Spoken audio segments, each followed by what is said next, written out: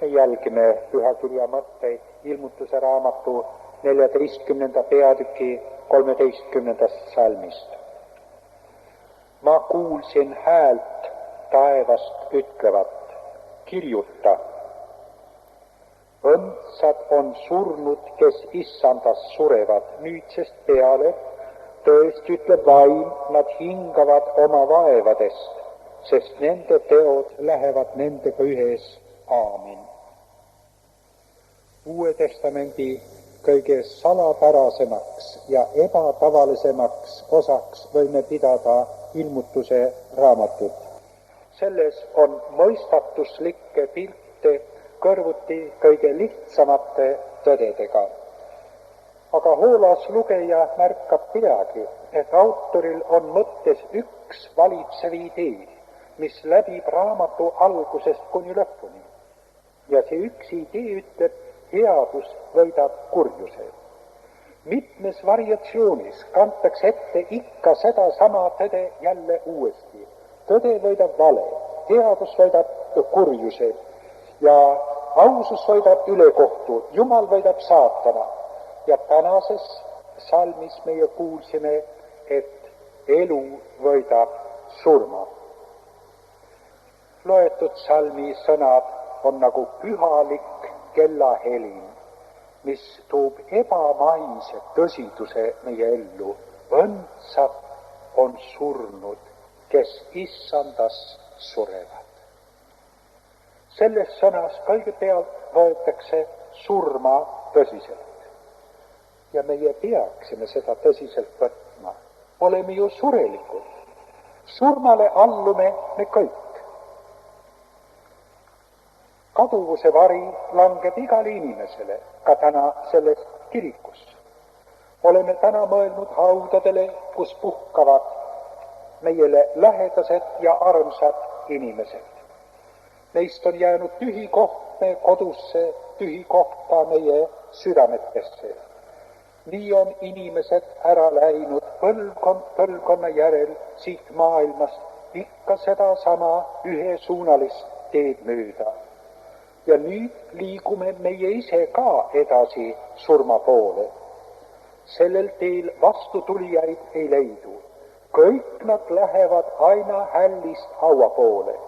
Iial ei tule meile keegi vastu, kes tuleks haua poolt hälli poole. Ja meie ise liigume edasi surmaminejate suures rongkäigus. See peaks meid mõtlema panema. Inimesele on määratud üks kord elada ja üks kord ka surra. Sellest, et meie sureme, on veel vähe.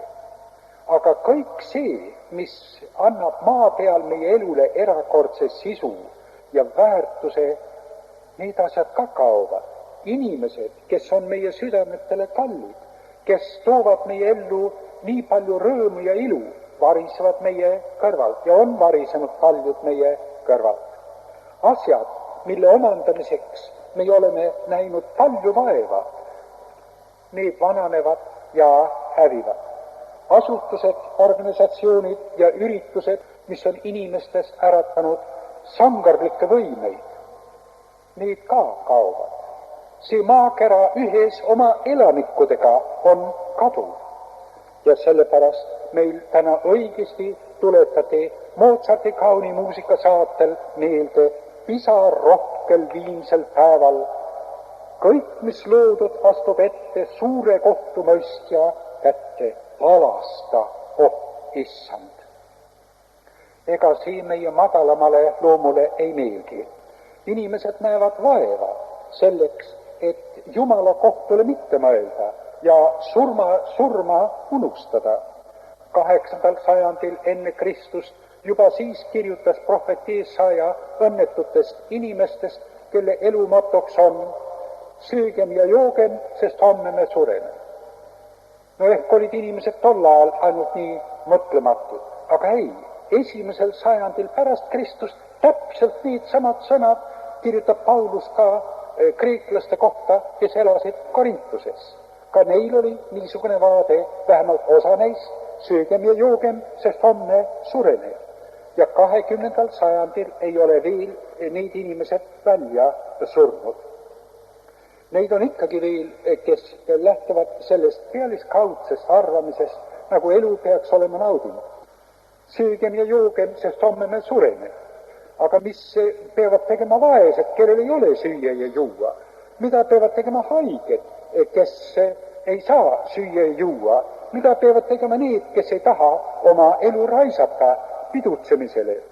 Ja see vaade söögem ja joogem, sest homme me sureme, on tõesti erakordselt pealiskaudne.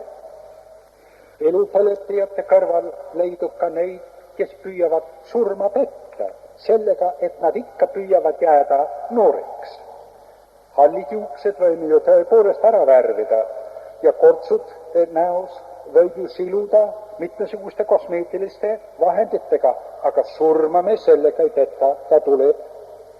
Ja meie võime kuulutada jutud surmast iganenuks ja ütleme, noortel inimestele ei ole kohane rääkida surmast. Vanadele ja haigetele niikuinii ei tohi rääkida surmast, sest see häirib neid. Aga nende abinõudega me surma ei peta, surm tuleb ikkagi. 200-300 aastat tagasi räägiti surmast üsna palju, võrreldes 20. sajandiga. Lugegem tolleaegset kirjandust, kui kellelgi mõni raamat kätte juhtub. Teie leiate, kui põhjalikult ja palju räägite selles. Oli isegi kombeks tol ajal, et surnud pöördusid näiteks hauakivide pealkirjade kaudu elavate poole mitmesuguste manitsussõnadega. Näiteks üks levinenud hauakiri oli niisugune. Hauas surnu ütleb seda, nagu sina oled praegu, olin kord ka mina. Nagu mina olen praegu, oled kord ka sina. Paljude arvates on kaasaja inimese mõtlemine nii palju tervem, et meie ei räägi nii palju surmast. Aga see on küsitav, kas on meie terven tunnus või on see tunnus meie haiglusest. Sest võimalik, et meie kardame surma rohkem, kui inimesed 200 aastas seda tegid. Ja sellepärast meie ei julge mõelda, meie ei julge rääkida surmast. Varjame seda haigete eest ja isegi surijate eest. Jumalal on aga tõepoolest surma kohta oma lahendus, mis võimaldab inimesele surmale mõelda ja sellest rääkida haiglase hirmuta. Jumala lahendust kasutades võime isegi võidukalt rääkida surmast. Ja väga tõenäoline, et paljude inimeste elus, kes kaasajal ei taha kuulata surmast, ei taha mõelda surmast, neil puuduvad need väärtused, mis ületavad surma. Kõik see, mille külge nemad oma elu on sidunud, on maine, kadu ja möödu. Ja sellepärast nad ei tahagi mõelda sellele, mis on sealpool. Surm tuleb. Ja meie võime ju tõepoolest elada nii, et meie ei taha surma näha. Aga mis siis, kui surm tahab meid näha? Ja selle eest põgeneda ei ole meil kuhugi. Loetud tekstis räägiti surmast, aga siin räägiti ka õndsate surmast. Õndsad on surnud, kes issandas surevad. Õndsad, see tähendab õnnelikud vaimulikus mõttes. Sellest järeldame, et on inimesi, keda võidakse õnnitleda surma puhul. Taevas soovitakse neile õnne, õndsad on surnud, sest kirjuta, ma kuulsin ühe hääle taevast ütlevad, lugesime, kirjuta, õndsad on surnud, kes issandas surevad.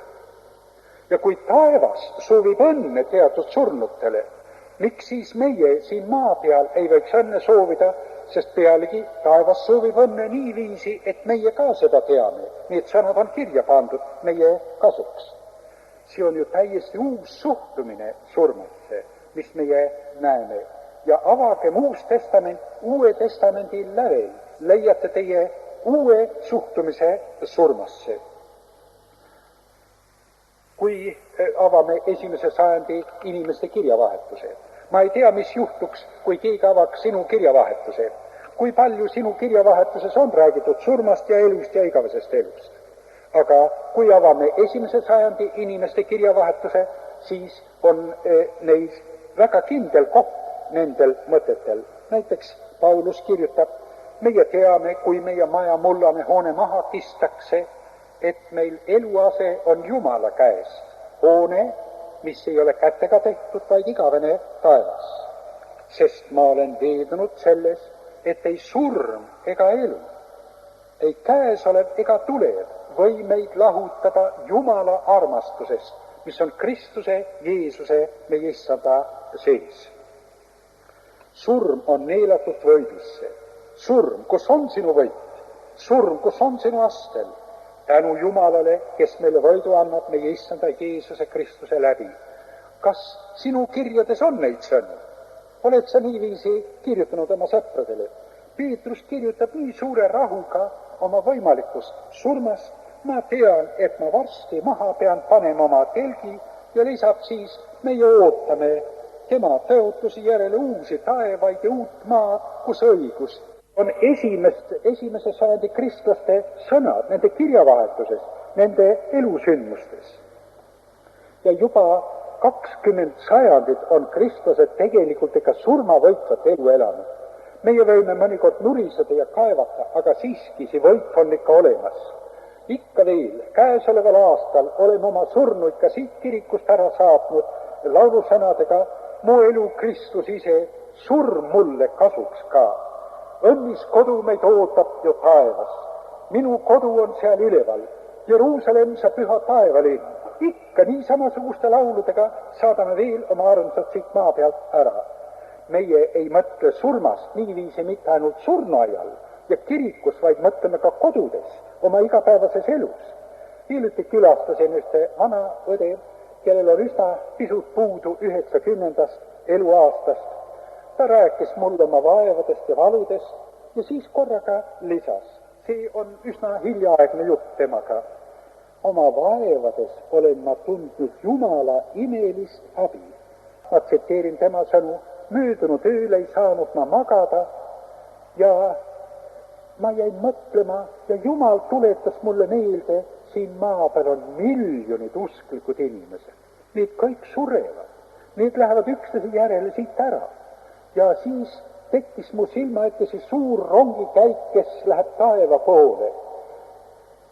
Taeva ukse ei saa kinni pannagi päeval ega ööl, sest nii palju on sisse minejaid. Ja mis rõõm, siis ma mõtlen, mina olen varsti ka nende hulgas, kes siit maa pealt ära lähevad. Inimene oma kodus, vanaduses, viletsuses, südaöötunnil, kui haigust ei vaeva, mõtleb niisuguseid mõtteid. Kas ei ole tere tulemas? Niisugune võit surma üle. Surmakartuse üle võit ei ole mitte niisugune üksik silmapilkude eesõigus, vaid see on meie pidev kaaslane. Lubagem, et ma ainult seda ütlen, isiklikult olen seda võitu kandnud oma hinges juba üle poole sajandi ja teie hulgast paljud on seda sama kandnud. Mõni aasta rohkem või teine vähem, aga ikkagi see sama võit surma üle. Loetud tekstist meie leidsime, et usklikel on kahekordne võit surma üle. Esimene kasu on sellest, et nad hingavad oma vaevadest. Esimese sajandi usklikud ei oodanud mitte, et Jumal peab kõik vaevad nende elust likvideerima. Ei, nemad olid nõus isegi mitmekordset vaeva taluma. Nad talusid ajalikku elu vaevad, aga talusid ka kannatused, mis neile saabusid usu pärast, nagu see sel ajal toimus, kui ilmutuse raamat kirjutati. Ja need inimesed tervitasid surma kui vaevade lõppu. See on rõõmusõnum. Kõik vaevad lõppevad. Sina, kes sa täna viletsa tervisega oled siia kirikusse tulnud, sinu vaevad ka lõppevad. Ja kui mõni on aastaid invaliid olnud, sinu vaevad ka lõppevad. Piibel ütleb, seesama ilmutuse raamat, Jumal pühib ära kõik pisarad nende silmist. Ja surma ei ole enam, ega leinemist, ega kisendamist, ega vaeva ei ole enam. Milline julgustus on see neile kõigile? See oli esimene osa, aga teine osa ütles, nende teod lähevad nendega ühes. Surm kui maista vaevade lõpp on ainult pool surma õndsusest. Vaevadest vabanemisest võiksime esialgu järeldada, nagu usklikku igatseksid aina siit maa pealt ära minna, nagu see oleks nende peamine mõte, kuidas vaevadest vabaneda. Nii see ei ole, sest oli öeldud, nende teod käivad nende järel. Aga tegude tegemise koht, kus see on? See on siinpool surma, see on siin maailmas. Ja siin me peame need teod tegema, mis surmast tulevad kaasa meiega igavesesse ellu. Elu siinpool ja sealpool surma moodustab ühtse terviku. See, mida ma teen täna, on siis määrava tähtsusega minu igavikule. Kas tänastest tegudest tuleb midagi läbi surma ka igavesesse aega minuga kaasa kui kasulik tegu? Kui näiteks keegi palvetab täna siin, annab oma elu issandale, see on tegu, mis määrab sinu saatuse igavesteks aegadeks. Kui keegi teeb oma südame kõvaks ja sulgeb oma hinge Jumala sõna ees, see on ka tegu, mis määrab sinu saatuse igaveseks ajaks.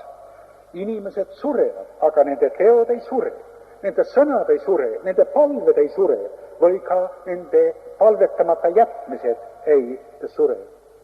Sellepärast siis meie tuletame meelde, nende teod käivad ka nende järel.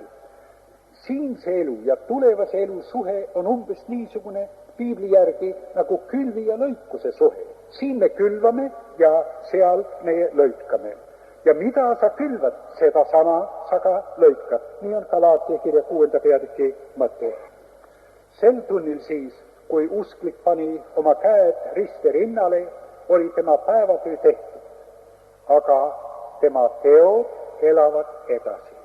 Tema võib ise maa pealt lahkuda, aga teod tähendab tema eluviisid, tema sõnad ja mõtted lähevad temaga kaasa ka igavesesse aega. Sellepärast võtame tõsiselt, mida meie räägime, mida meie mõtleme, mida meie teeme. Uue testamendi lävel kohtame siis surjaid, kelle elust lahkumine on maiste vaevade lõpp ja uue õndsuse algus, kuhu nende teod nendega kaasa tulevad. Aga veel üks mõte on siin, kuidas meie pääseksime õndsate surnute hulka. Vastus on tekstis toodud ühe ainsa sõnaga issandas. Õndsad on need surnud, kes issandas surevad. See tähendab need, kes on elu osaduses issanda Jeesuse Kristusega, kellel see osadus on reaalne. Jeesus on tõeliselt nendega kaasas, nemad Jeesusega kaasas ja kuulus täislahk on öelnud need sõnad, et see tähendab issandas, et nemad on nagu Jeesuse süles, kui nad siit maa pealt ära lähevad. See on osadus oma issandaga. See tähendab siis, et enne surma kuulub kõrvaldamisele meie elust kõik see, mis seisab Jumala ja meie vahel kui takistus, mis keelab meile osaduse oma issandaga. Prohvet Jeesaja ütles kord, teie süüteod on teinud vahe teie ja teie Jumala vahele. Teie patud varjavad tema palge teie eest. Inimesele on kohutavalt raskeks elamiseks. Kui tema tahab Jumalaga rääkida ja korraga ta tunneb, sellest ei tule midagi välja. On mingi tõkke Jumala ja minu vahel, mis ei luba mind Jumalaga kõneleda, ei luba mind Jumalaga rääkida. Eriti raske on siis olnud, kui olen surijate juures seda nähtust kohanud. Surija tahaks nüüd osata paluda, ta ei oska. Surija tahaks nüüd Jumalaga rääkida, aga ei saa Jumalaga rääkida. Mingi tõkke seisab vahel, ta tunneb, et tema palved ei jõua mitte kuhugi.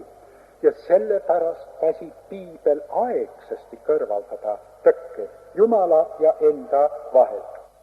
Jeesuse Kristuse evangeeliumi nimel ärge lükake edasi oma pattude kõrvaldamist kuni surmatunnini, sest siis sageli on paljud hiljaks jäänud. Väga vähesed, kes siis saavad veel oma hinge tõelise rahu. Patt tuleb kõrvaldada, see tuleb kõrvaldada armuaja siis ja tervisepäevades, see on loomulik, et meie selle kõrvaldame täna. See on piibliaeg on täna ja kohe. need kaks sõna on piiblis antud meile selleks, et me neid kasutame. Kuidas ma siis kõrvaldaksin oma pattu? Meeleparanduse kaudu. Aga mis see tähendab meeleparandus? Meeleparandus tähendab valu tundma oma patu pärast. Tuntud Kristiina Rosetti on öelnud need sõnad: inimene, kes oma patu pärast valu tunneb, ei ole enam surnud pattudes ja üleastumistes. Sest kui ta surnud oleks, siis ta ei tunneks seda valu. Aga kui sina oma patu pärast valu tunned, siis on see tundemärgiks, et sa oled juba ärganud. Sa oled siis juba surnust üles ärganud, nii nagu Jumala sõna seda ka ütleb. Aga meeleparandus tähendab ka see, et mina tunnistan oma patu ja toon selle Jumala ette ja palun andeks Jumala käest. Kui keegi tahab lugeda piibli patutunnistust, lugege prohvet Jeesaja 59. peatüki 9. salmist 14. salmini, sealt teie leiate hea patutunnistuse. Meeleparandus tähendab siis andeks palumist, aga ka patust lahti ütlemist. Mitte nii, et ma tulen kirikusse, palun andeks ja lähen siis endisesse ellu tagasi. Ei, nüüd tuleb uude ellu tagasi minna.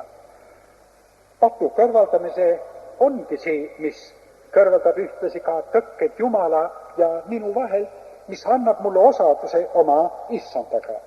Ja kallis kaaspalvetaja, sinu esimene osaduse tunnus Jeesuse Kristusega on selles, et sina võid ütelda, minu patt on mulle andeks antud ja ülekohus kinni käetud. Meeleparandaja mõistab Jeesuse Kristuse surma tähendust, nii nagu teised inimesed seda ei mõista. Sa võid olla kirjaoskaja inimene, sa võid olla kõrgema haridusega inimene, aga kui sina meelt ei paranda, siis sina ei saa aru, mida see tähendab, Jeesus Kristus on surnud meie pattude eest. Aga kui sina tuled kui meeleparandaja Jumala ette, siis korraga on see sulle selge. Jeesus on võtnud minu patud, millest ma tahan lahti saada, enese peale. Nende ees surmakaristuse kandnud ja nüüd olen mina vaba, sellepärast, et Jeesus on minu patud kandnud Kolgatale. Jeesuse armas jünger Johannes ütleb, kui me oma patud tunnistame, on tema ustav ja õige, nii et ta meile annab patud andeks ja puhastab meid kõigest ülekohtust. Pattude andeks andmises momendist alates on tõkke sinu ja Jumala vahel kõrvaldatud. Püha vaim uuendab sind ja sellest ajast alates oled sina Jumala laps, Jumala perekonna liige ja taevariigi pärija. Need inimesed, kes seda on kogenud, teate, mis see tähendab. Ma ütlen seda nii ühe lausega, aga tegelikult on iga sõna siin elamus oma ette. Kui ma pattu kahetsen, kui ma pattu andeks saan, kui püha vaim mind uuendab ja kui ma tean, et nüüdsest peale olen mina Jumala perekonna liige. Hiljuti ütles üks surija inimene mulle need sõnad, kui ma ütlesin, et nii mitu, kes teda vastu võtsid, neile andis tema meelevalla Jumala lapsiks saada. Kes sina siis nüüd oled? Ja ta ütles, mina olen nüüd Jumala laps. Ja kui inimene seda oma suuga julgeb ütelda, see on ikka suur usutunnistus, mis me maa peale võime maha jätta. Kas sa täna õhtul võid ka seda ütelda, mida piibel ütleb, et nii mitu, kes seda vastu võtsid, neile andis tema meelevalla Jumala lapsiks saada. Kas sa oled ka nende hulgast, kes võib ütelda, mina ka olen Jumala laps? Kui sa seda teed, siis on sul kaaslane elus ja kaaslane surmavarjuorus. Meie tuleme siia maailma ja Jumal annab meile inimesi, kes meie eest hoolitsevad. Meie vanemad, meie kasvatajad, arstid ravivad meid, sõbrad annavad nõu, naabrid aitavad meid, aga ütelge, kes aitab meid surma minnes. Kes neist tuleks meiega kaasa surmavarjuorgu? Ei meie vanemad tule sinna, ega sõbrad, ei abikaasad tule sinna, vende või venda saata, õde saata. Jumalast on ette nähtud nii, et ka surres meie ei jää mitte ilma abita.